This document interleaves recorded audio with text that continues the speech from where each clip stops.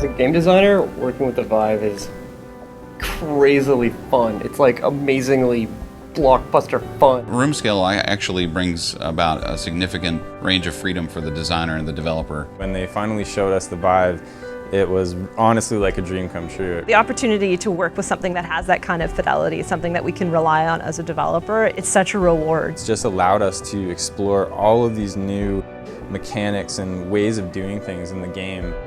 Final Approach is an airport management game. The goal is for the player to manage airport traffic, taking airplanes off, landing airplanes, refueling, handling emergencies. We're currently working on episode 1, Call of the Starseed. It's a story-based game, and it's all about just being in a whole new world and interacting with cool characters.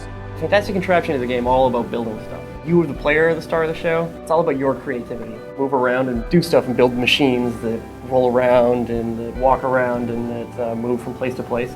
Job Simulator is basically in a future in 2050, the robots have taken all of our jobs. The robots were kind enough to put together this job simulator so that humans could remember what it was like to job.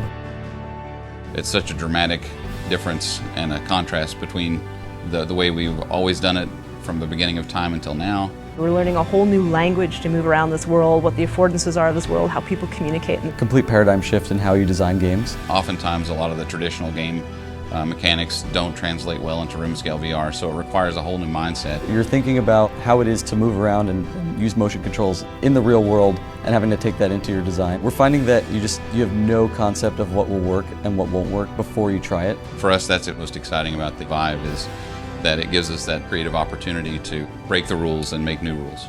I think there's a big problem with the perception of what VR should be or could be or was when it died in the 80s and people saw its rise and fall when the technology just wasn't quite there.